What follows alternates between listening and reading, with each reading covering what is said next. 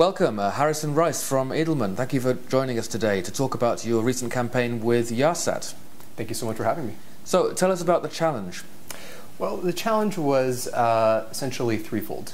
You look at satellite launch, and it's a very technical process. Most media coverage for satellite launches are satellite launched, and a bit of technical background. And it's hard to really go in depth, and you don't really see sort of a broader story told. What Yahsat wanted is they wanted a sense of pride built in the nation. So that put an onus on us to tell kind of that broader story that went beyond the immediate technical details. Few kind of hindrances to that. The UAE actually already has 2 satellites in orbit and had at the time that Yahsat was launched. Arab world has several satellites. The satellite itself was being launched in French Guiana on the other side of the world. So it was a big challenge to kind of build that intimate sense of accomplishment and pride that people felt close to when it was happening on the other side of the world. The final challenge is really that, as Toy Story says, to rockets explode. And if they don't explode, they can get delayed. And actually 75% of the time, a rocket will either get delayed or will fail.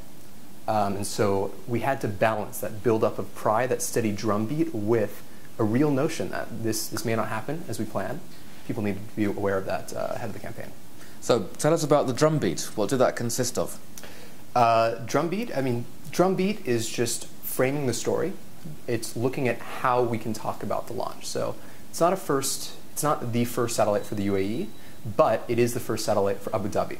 It's also the first multi-purpose satellite for the UAE. So it's articulating that language of pride and breaking apart those stories. It's also looking at the various kind of human angles to the story. So for example, the engineers who control the satellite are Emiratis, and it's a great example of Emiratization. So we wanted to put them at the forefront, getting them profiled to sort of build, again, that sense of pride towards the launch itself. Tell us about the tactics and the strategy that you chose for this campaign. What was it that was innovative or remarkable? Why have you won this award?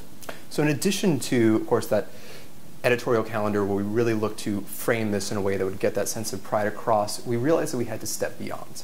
We realized that we had to engage with the community on a person-to-person basis. And we did this in 2 main ways. First way is we took the Emirati engineers and we put them on school tours to engage with students. Our research showed that the pester power of youth, going home and talking to parents, talking to their friends, was actually a great way to build awareness. We reached over 1,000 kids through this initiative. And you put the knock-on effect of telling friends, telling parents, that actually generates a good amount of awareness. Second thing we did is we wanted to illustrate a sense of pride.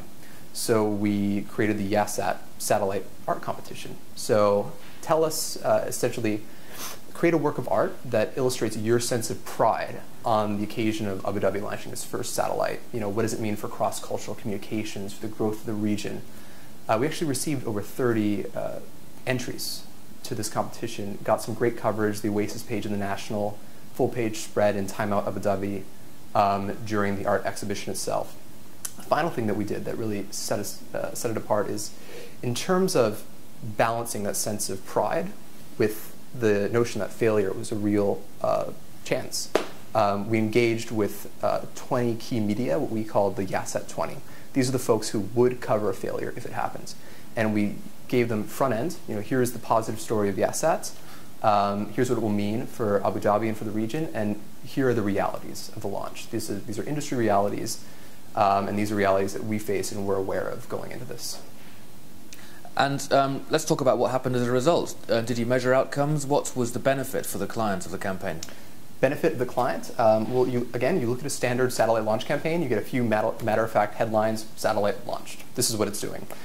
On the launch day itself, you had really beautiful, emotive headlines. You got the front page of nearly every newspaper with headlines like Abu Dhabi enters Abu Dhabi enters orbit of glory. Just these really expressive headlines that were broadly reflective of the steady drumbeat that we have built up to that point. We got great coverage with the art competition, which again got across that sense of pride. But really, when the satellite launch got delayed, and it did actually get delayed, one of the most catastrophic delays in the history of the launch agency.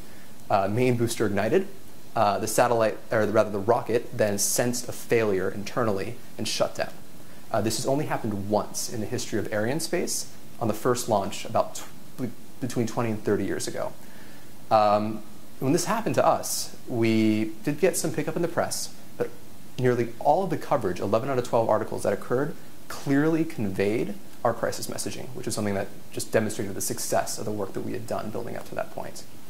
I'd say finally, we did some digital engagement around the launch as well. We had a microsite which hosted centrally launch footage. It also linked to Facebook and Twitter pages, so we created a broader community, and the conversations that were going on these communities as well.